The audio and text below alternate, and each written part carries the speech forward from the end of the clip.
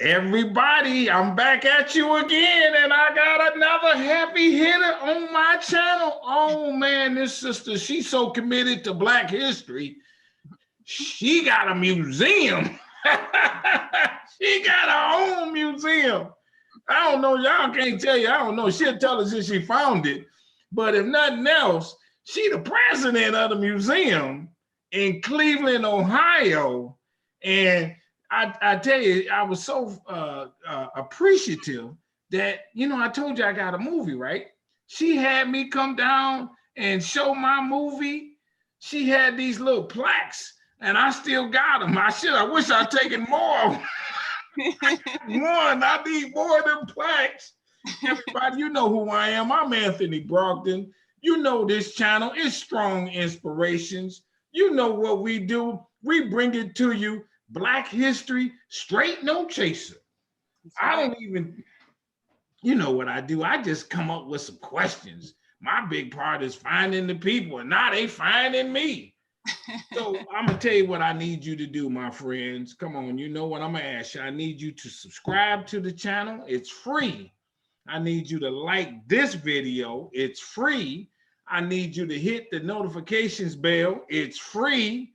I need you to tell somebody, and that's free. And if you do, I give you a nickel. I want you to tell somebody, because don't keep this information to yourself. Don't do it. Don't let this be no secret and you sitting there watching it in the dark and all that. Don't want nobody else to know all this good Black history. And then, you know what I really like for you to do, I must admit, like the sister did, I got this movie out. It's called Business in the Black, The Rise of Black Business in America, How Slaves Went to College. Unbelievable. That's just one of the things we talk about. And I name names. I name schools. Mm-hmm. It's 75 minutes long. I'm just telling you one of the things that's in my film, and it's streaming on Amazon. All right. And then, I wrote a book. I had so much fun because I was going all over the country. I was going, like I said, to Cleveland, Ohio. I went to about 4 cities in Ohio that I decided I wrote a book about it. Now, the movie got interviews. The book don't have the interviews, but what it has is more facts. Some people say it's the most comprehensive, easy to read Black history book ever. Wow. It's that powerful. I tell you how powerful it is and how much I believe in it. If you read this book and you know everything in here, I give you money back. Wow. I will give your money back. If you know all these 204 facts, I give you money back. And it's also on Amazon, but let me tell you, if you want to cut the big Amazon man out, because he got a bunch of money, then just go to my website, inspirationsbystrong.com, because everything I do is strong. I got a strong sister. Come on, sister, introduce yourself and tell us a little bit about what you do. Okay, my name is Frances Caldwell, and I'm the executive director of the African American Museum of Cleveland. And I've been volunteering in that position for 11 years now. And the museum was founded by Mr. Flue Ellen original was in 1945 when he lived in Virginia, burned down by the Klan. It was in his home. He moved up to Cleveland in the 50s, and he started it again like in 1955, 54, something like that. He started hold on, I got to stop you right there. It was burned down by the Klan? When it was in Virginia. I know, yeah. Did they burn his house down? Yeah, because he had the museum. He had started the museum in his house. And so they got wind of it and said, no, we don't want you. And they threw a bomb in there? Do you know that? I'm not sure. I just read about, that they burned the house down, and then he moved up north to Cleveland. Yeah, I guess that was a sign it's time to go almost. Right. Yeah, they coming to the crib. I got to get out of here. Yeah. And so then he moved to Cleveland. And then how did you get involved? What did you know him and that kind of thing? No, unfortunately I never had the opportunity to meet him, but I knew of him. I'd heard of him. And I used to volunteer in the 90s when my children were small. I would volunteer and bring my children on the weekends, and we, we just do little odd jobs. And back then, I think when Mr. Flue Ellen started it in the 50s in his home, it was a street called Harkness, well, still Harkness, but the home was recently torn down by the city of Cleveland. They didn't save it, they tore it down, but the which is right around the corner from where the museum stands today. I So see. so when he traveled around, at one point he was in the lower level of the building we're in now. And at that time it was called the Afro Historical Cultural Society. And then in 1984, the city of Cleveland gave him it was a library, it was called the Treasure House Library. So they gave him the whole building. And then he moved his collection upstairs. So 1984, they changed the name from the Afro Historical Culture Society to the African American Museum. This is pretty good. Now, sister, I ain't been dedicated to nothing for 11 years. I'm telling you, that's a long time to say, I'm going to come down here every week or once a week or once a month to a museum. And everybody, it's a good looking building. Yeah, it needs Oh my work. God, that's Still working on it. commendable. Yeah, we're still working on it. Actually, we recently received another grant from the state of Ohio for about $150,000. So we're gonna replace all the windows. I'm so excited. Ooh, boy, that's Oh gonna my be, God. y'all gonna rival that Hall of Fame in a minute. And I mean, if you don't mind, I say this your legacy. Oh, well, It's well, your legacy. well, Yeah. what made me originally get involved? The lady who had the museum before us, Nancy Nolan Jones, she's still alive, and she was the museum director, executive director for about 12 years. But at that time, they had enough money to pay people. We haven't got to that point yet. So she got really sick maybe 2002. I think it was around 2002. So she wound up shutting the museum down. So it sat vacant, kind of, it wasn't vacant. She left all the stuff in there. So from maybe 2002, 2003 to 2010, the building just sat vacant. Wow. So one day my husband and I watching television, they was talking about our young men, how they do each other. And I was telling him, I said, it would be nice if we had a place where we could take our children after school to get a supplemental education, where they can learn about their history, about their culture, about who they are, and it would probably change their paradigm, how they view themselves and everything. So that was my original thoughts. And then I was thinking, like, where can you do that in Cleveland? And then I remembered, I said, oh, that museum, that building over there on Crawford is vacant. It's been vacant. And so I called the old director and asked her about it and her board members. And they was like, well, we're not going to do it. We're done with it. So they legally transferred the building to me and the board members I have now. So that's how we wind up with it. What a story. So now, is it, when you talk about, do you like Black history yourself? Is that? Yeah, I mean, I grew up watching Tarzan and all the stupid stuff and all the brainwashing, like we all do. Yeah. And I know Dr. Umar Johnson, that's why he always emphasizes that we need to have our own schools and teach our own children. So long as we keep letting other people, teach our children, we're gonna have this mass confusion. Yeah. So what made me really at 15 kind of open my eyes to the game, I was at some church conference for some church, how they send the kids away for a week or two in the summer. So I went to one and I think I was in Missouri. I think I was about 15. And my cousin and I were told that we had two African girls who were going to be our roommates. So we go to this white woman, we say, oh no, we don't want no Africans in our room because they might try to eat us. And, because we thinking about the Tarzan movies that we grew up watching.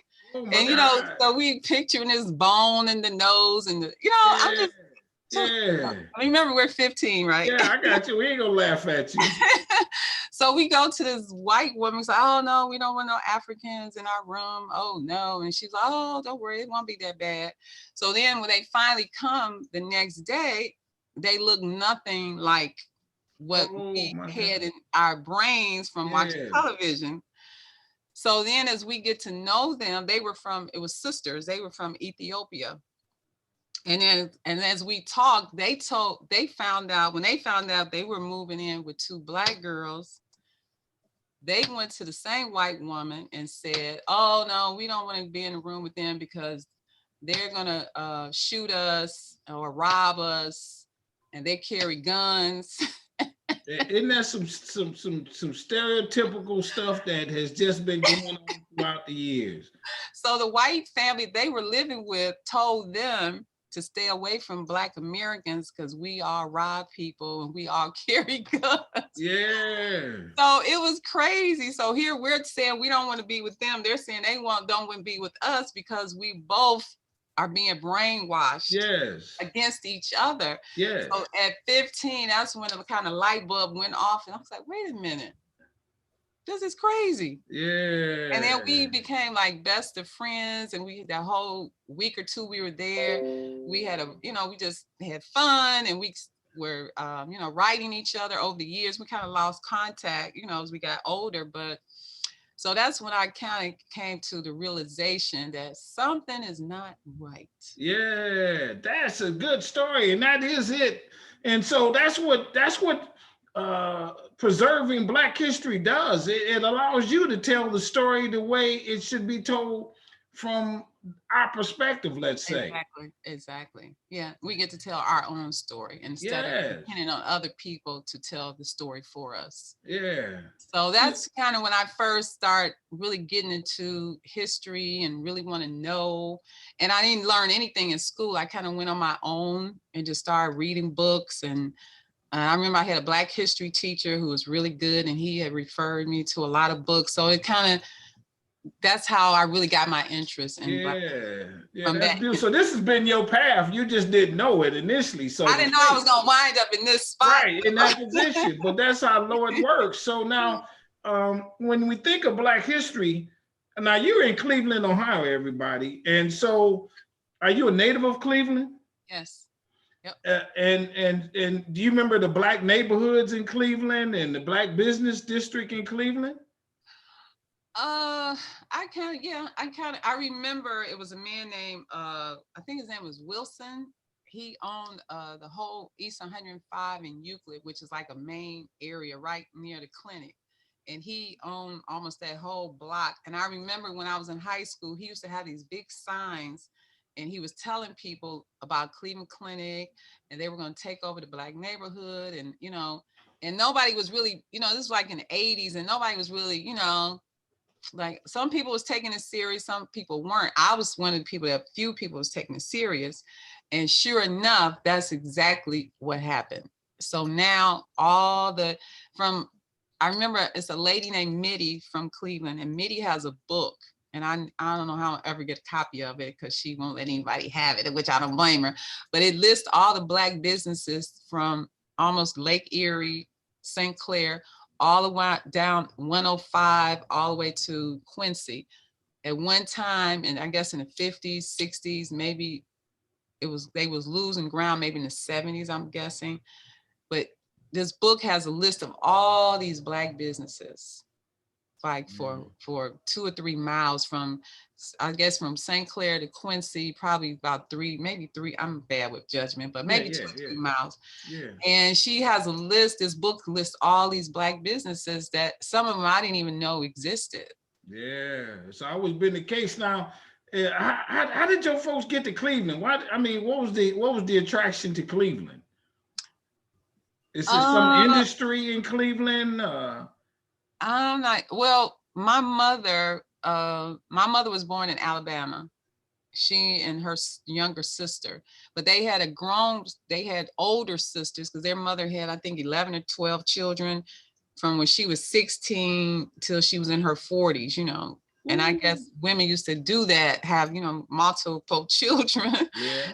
And so when her mom died, I think her father died when she was like 3 or 4. And then her mom died when she was like 8. And her sister was maybe 6. So their grown sister, oldest sister, she lived in Cleveland. And I don't know how she wound up here. So she went to, at that time, they had left Alabama and moved to Iowa because her father was a minister. I can't remember what, I think the African, what you call it? Methodist or something like that. Yeah, right. Yeah. So her father was in Iowa at the time when he died. And then when the mom died, they were still living there. So when she was 8 and her sister was 6, her oldest sister, who was grown, came to Iowa and brought them back to Cleveland. So that's how she wound up in Cleveland. Because what again, what's the industry in Cleveland? Is there something that Black people did in Cleveland? You know, like in Detroit, it's the automotive. Is there something in Cleveland? Well, they had the steel mills here. Oh, there you go. There you go. Yeah, they had a lot of steel mills here. It's still, you know, if you go to the flat, what they call the flats area, Yeah, near downtown, there's an area where it's got these smokestacks. yeah. So I don't know if they're seen it. still melting steel, or I don't know what they, you know, but it's like Yeah. constant pollution. Yeah. So I think here in Cleveland they had the steel mills. Yeah, that's interesting. So now, as we piggyback on the museum, what's in the museum? What's in there? Well, we have Mr. Flue Ellen's collection, and his collection is vast. I mean, even after he had the fire, he just started all over. And Mr. Flue Ellen has the first independent African-American museum in the United States, meaning that he financed the whole museum out of his pocket. Mm-hmm. Now, the oldest museum is at Hampton University, and that one started like 1886, and it still exists today. Is that okay? Yeah, it still exists today. So that's the very oldest one, is the one at Hampton University. And the oldest independent is the one in Cleveland. And then Miss, I got that lady's name. She came to Cleveland to see Mr. Flue Ellen's museum, and she went to Chicago and started the DeSalvo Museum in her home. And now it's huge. You know, if you've ever been to it, it's it's huge. Fabulous. Yeah. Yeah. So then, you know, others, just Detroit and all the other ones, just start popping up all over the nation. But yeah, Mr. Flue Ellen, he was trailblazing. What's in his collection? What kind of things are there? He has a very good collection on Russians and Africans who were born in Russia. He has a whole thing about Africans in Russia, which I didn't know that until, you know, I started going through his papers. He has original Buffalo soldier's saddle that someone donated that belonged to their great-grandfather or something like that. He has pictures, thousands of books, magazines. We found a place, it's a cabinet that we didn't even know that this cabinet that it opened, it looked like it's just like a shelf, kind of slanted, and you could just put stuff, and somebody accidentally pushed one of them up, and we looked in there. It was so many Ebony and Jet magazines. I was like, oh my God. I mean, from when they were like really little and it cost like 10 cents. Yep. He must have kept every one. Yep. So it's and his, of course, is African art and African artifacts, structure, mask and spears and shields and just all types. It's now as you grow the museum, what you want people in Cleveland to donate things, I'm sure. Oh yeah, people still donate. Particular exhibits that you have in your mind that you foresee having at the museum? Well, our first one, we want to do two of the big ones that we're working on for the future when we open up officially, is we want to do one about the Olmec Nation. Let people know who the Olmecs were. The Olmec is OLMEC. I'm not familiar. Okay, well, the Olmec Nation, they were here at least 5,000 years ago, and they were Africans that came here from West Africa. If you go on your phone and put in Olmec bust, they had these huge busts that they left to let the world know who they were. These huge African faces, they got to be like 20 feet tall, 20 feet wide. And they found them in North America and South America. And they built pyramids here. So people say that these pyramids were built by the Mayas or the Incas, but that's not true. They were really built by the Olmecs. So based on the Olmec bust, if you look at the hair, the way the hair was braided and just certain types of hats that they wore, they look like people in Ghana who still wear these same types of headdress. So it's really interesting. And so you able to find some artwork, some documents? No, what we're gonna do is we're gonna do a huge paper mache. We're gonna hire some artists and we're gonna do a huge like like a copy of an original, maybe not as big, but we want that. We're gonna make maybe 2 or 3 of those, pay people to make 2 or 3 of those, and then we'll have all the information about the Olmecs and all the stuff that they did. It's so much information about them, but it's really suppressed. How did you find out about them? I never heard of them. I was reading usually if you read a lot of books, they'll lead you to other books. It was a book, someone, I was reading something, I can't remember what the name of the book I was reading, but it talked about Ivan van Sertima. And this gentleman, Ivan van Sertima, he was an African from South America, and he wrote a book called They Came Before Columbus. And in his book, They Came Before Columbus, he talks about the Olmec people, and he shows the pictures of the bust, and he goes through their history and how they got here, and it's really intriguing. And they ended up in Cleveland? They ended up in North and South America. And now they were in, say, places like Mexico. But they're not America. They were in California. They found some remnants of them in California. Okay. Even he even suggested that the what's that thing they call the Grand Canyon? Yeah. That they were involved in the Grand Canyon, or they had traveled that far. So it's a lot of information. So we're gonna kind of comprise all the information, and we're gonna do a big exhibit. Yeah. And then the second one we want to do that we're excited about is what they call the Second Reich, which is when the Germans came to the Congo and killed millions of Congolese people. And people don't talk about that. You know, we've been told, oh, well, the Third Reich killed the Jewish, Russian people. Sure. Okay, that's fine. But let's talk about the Second Reich, which was before the Third Reich, and how they went to the Congo and just murder people. Wow. So those are gonna be our 2 exhibits. Yeah. And is there, as we come to a close, is there an interesting story that you'd like to follow up on that happened in Cleveland's history? Anything come to mind? Maybe about that guy that you talked about. Mr. Flue Ellen. Yeah, not him, the guy who had the business district. Oh, Wilson. Yeah. Yeah, well, yeah, it is an interesting story. I'm glad you brought him up. What happened to him?